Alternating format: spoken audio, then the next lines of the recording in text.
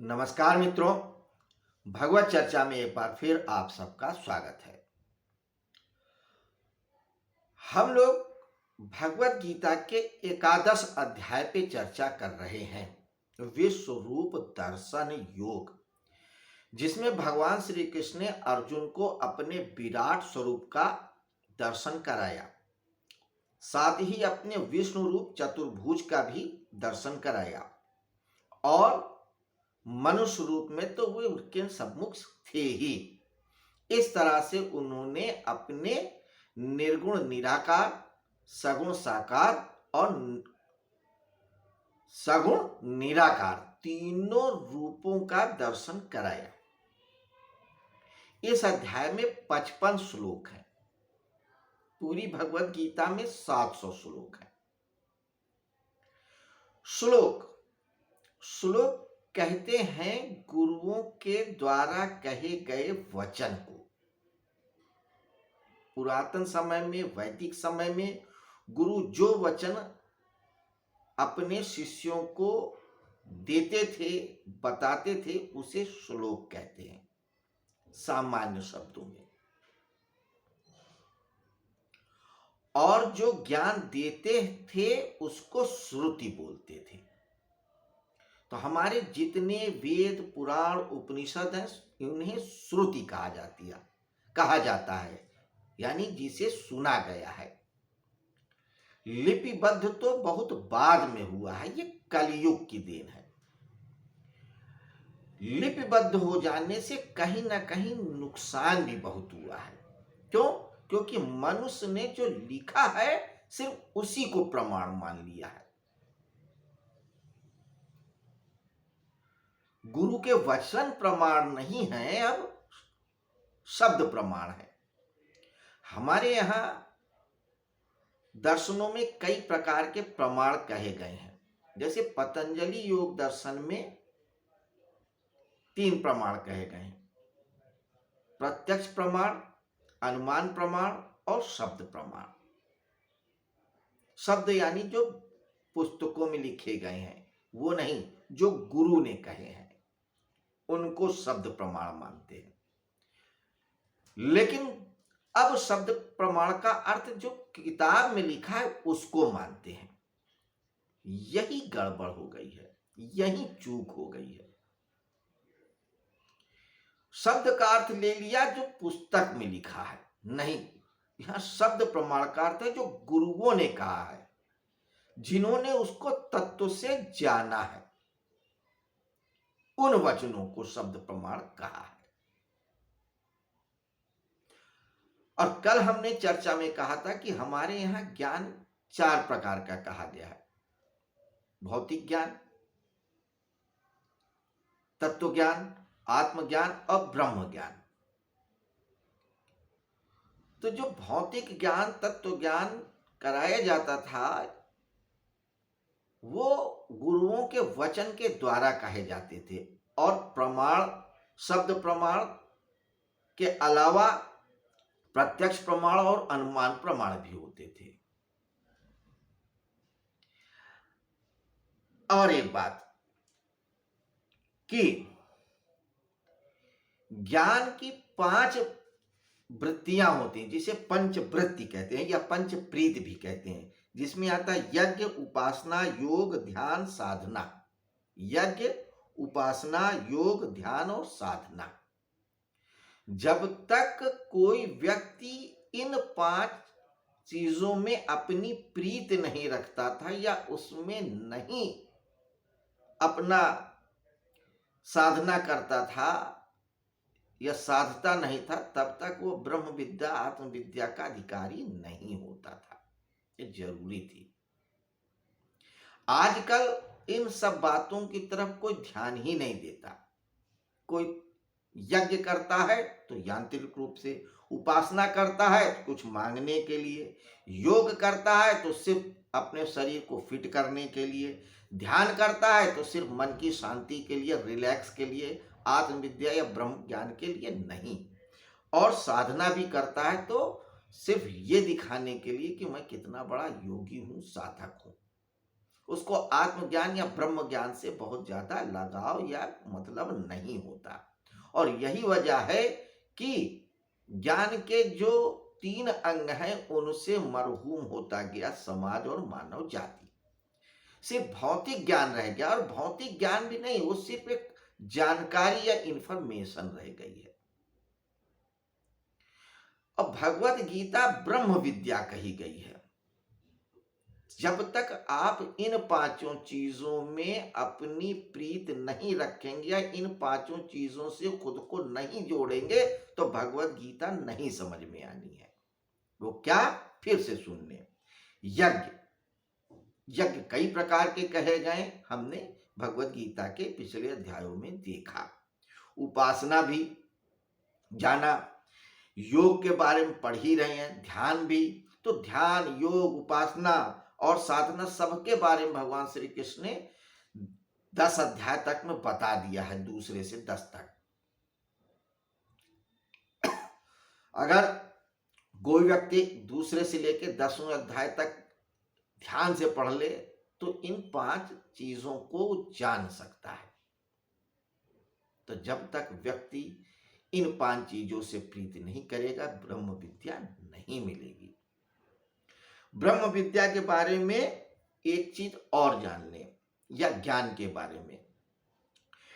ज्ञान हर व्यक्ति के अंदर होता है जो आत्मा में बसा है, और आत्मज्ञान ब्रह्म ज्ञान हो जाता है तभी मोक्ष मिलता है। जब तक आत्मा को आप नहीं जानोगे, ब्रह्म को नहीं जान पाओगे, ब्रह्म को नहीं जानोगे तो मोक्ष नहीं मिलेगा।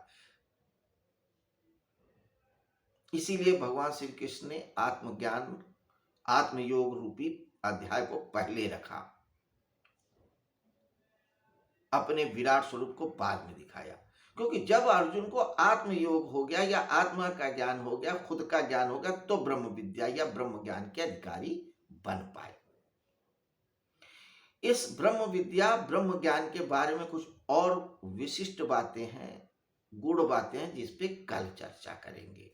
उसके पहले आइए अब हम लोग श्लोकों पे चर्चा कर लें। इस अध्याय के हम लोग ये जान रहे हैं या चर्चा कर रहे हैं कि भगवान श्री कृष्ण के विराट स्वरूप को देख के अर्जुन भयभीत हो गए थे, हर्षित हो गए थे, गदगद हो गए थे। सारे भाव विभाव उनके अंदर उमड़ घुमड़ करने लगे थे। वे समझ ही नहीं पा रहे थे कि वे खुश होएं, डरें या प्रार्थना करें, प्रणाम करें। प्रणाम करें तो किधर से करें, किधर से ना करें, क्या कहें क्या ना कहें। तो जो मन में आता था, जो भाव उत्पन्न होता था, स्फुरित होता था, वही बोलते थे। लेकिन ये तय था कि उस स्मरण में, उस कीर्तन में, उस प्रार्थना में, उस भजन में कोई डिमांड नहीं थी, मांग नहीं थी। इसीलिए उसको प्रार्थना कहते हैं। उस प्रार्थना में उन्होंने हर तरीके से उनका गुणगान किया, नाम का, कीर्तन का, लीला का। अब आखिरी के श्लोक से इनको देखते हैं। कहते हैं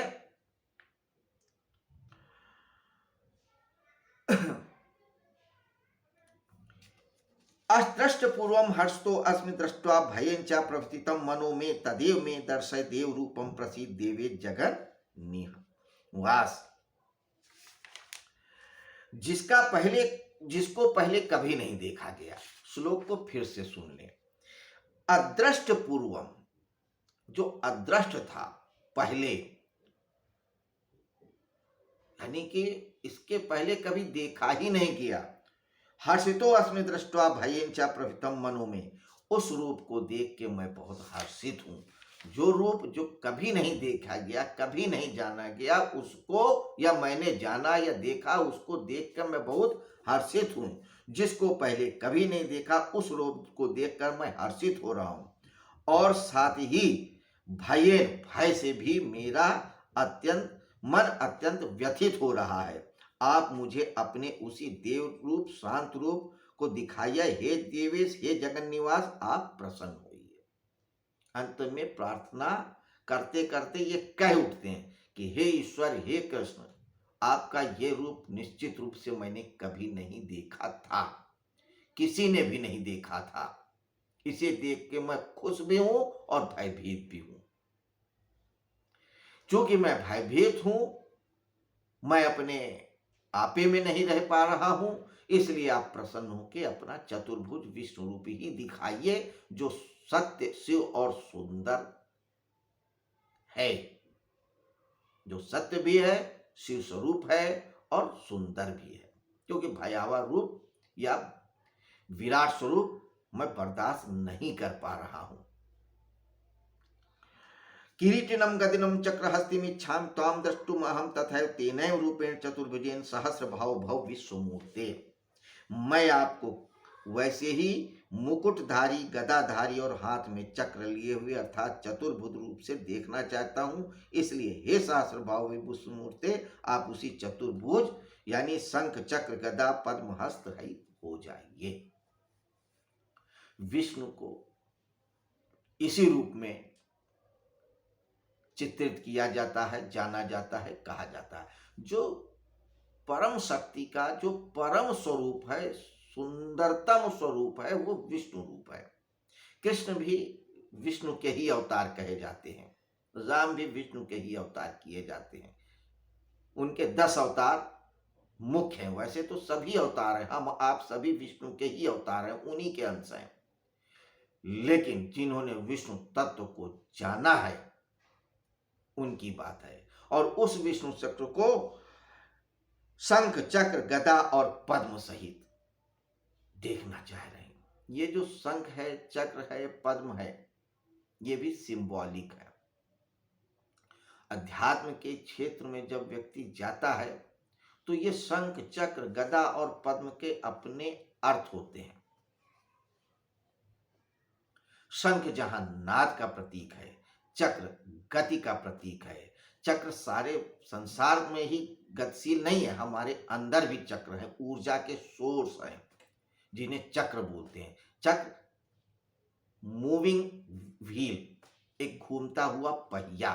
तो हमारे अंदर भी, शरीर में भी शक्ति के कुछ ऐसे सेंटर्स हैं जो घूमते हुए हैं। तो वो चक्र उन्हीं को प्रदर्शित करते हैं अध्यात्म के क्षेत्र में। जब आप तंत्र के क्षेत्र में जाएंगे तो पढ़ेंगे। शंख ब्रह्मनाद का प्रतीक है। पद्म, पद्म कहते हैं कमल को। हमारे अंदर जो शक्ति के सेंटर्स हैं, वे जब ध्यान के द्वारा, उपासना के द्वारा, यज्ञ के द्वारा, ईश्वर की कृपा के द्वारा एक्टिव होते हैं, तो ऐसा लगता है ध्यान की गहराइयों में जैसे कमल का फूल खिल रहा हो। तो जो एनर्जीज होती हैं वो कमल के फूल की तरह खिलती हैं, तो वो पद्म है। और गदा शक्ति का प्रतीक है, पावर का प्रतीक है। तो शंख, चक्र, पद्म और गदा, ये 4 प्रतीक है विष्णु के। तो जब आप भक्ति मार्ग में जाएंगे, सगुण साकार रूप में जाएंगे, तो आप इन प्रतीकों को धारण करें। भक्त जब तंत्र के मार्ग में, ध्यान के मार्ग में जाएं, तो उनको उस रूप में धारण करें। तो जब आप किसी गुरु से शिक्षा लेंगे तो वो आपको इन प्रतीकों के अर्थों को भी बताएंगे, और उन प्रतीकों के अर्थों के बाद अपने शक्ति से, अपने बल से, अपने ज्ञान से, अपने योग से आपके अंदर की शक्ति को भी जगाएंगे और आप जानेंगे। तो यहाँ पे अर्जुन कह रहे हैं कि हे कृष्ण, आप हमको उसी सुदर्शन रूप में दर्शन दीजिए, क्योंकि मैं आपके इस विराट स्वरूप को नहीं स्वीकार कर पा रहा हूं। सबके बस की बात नहीं है उस विराट को पचा पाना, क्योंकि उस विराट को जानने के लिए उतना विराट होना पड़ेगा, खुद को समाप्त करना पड़ेगा। और कोई भी आत्मा, कोई भी जीव खुद को समाप्त होने से बचाना चाहती है, कोई भी अपने अस्तित्व को खत्म नहीं करना चाहता। तो यहाँ पे आकर के हमारा ये जो है प्रार्थना खत्म हो जाती है। इस अध्याय में भगवान श्री कृष्ण की प्रार्थना 2 बार अर्जुन करते हैं। एक बार तो जब दिव्य दृष्टि देने के बाद अर्जुन देखते हैं कृष्ण भगवान के शरीर में उस विराट रूप को, ग्रह को, नक्षत्र को, तारों को, देवी को, देवताओं को, काल को, महाकाल को, दिशाओं को, सबको देखते उस समय वो प्रार्थना कर रहे होते हैं। दूसरी प्रार्थना तब करते हैं जब उस विराट स्वरूप को देख के भय से कांपने लगते हैं और उनसे वो प्रसन्न होकर अपने चतुर्भुज रूप में आने के लिए कहते हैं। कृष्ण की जो भगवान अर्जुन की इस प्रार्थना को स्वीकार करते हैं, अपने उस चतुर्भुज स्वरूप को दिखाते हैं। फिर अर्जुन की क्या प्रतिक्रिया होती है, क्या नहीं प्रतिक्रिया होती है, इस पे चर्चा हम कल करेंगे। आज इतना ही। तो मित्रों, ज्ञान क्या होता है, श्लोक क्या होता है, इन श्लोकों के साथ थोड़ी सी चर्चा और किया। बार बार यही कहना है कि हम अभी सिर्फ भगवत गीता का एक पाठ कर रहे हैं, सिर्फ भगवत गीता है क्या उसको देख रहे हैं कि कौन कौन से अध्याय हैं, कौन कौन से श्लोक हैं, उनके क्या नाम है, उसमें एक सामान्य रूप से क्या कहा गया है। जब दूसरी तीसरी आवृत्ति करेंगे तो इनके कुछ गूढ़ तत्वों पे और चर्चा करेंगे। लेकिन फिलहाल इतना ही। कल फिर मिलते हैं इसी समय इसी जगह नए श्लोक के साथ कि उसमें क्या होता है। इस अध्याय में 55 श्लोक होते हैं, एक बार फिर से स्मरण करा देते हैं। और भगवत गीता में पूरे 700 श्लोक हैं जो हमारे शरीर में 7 ऊर्जा के केंद्र माने गए हैं।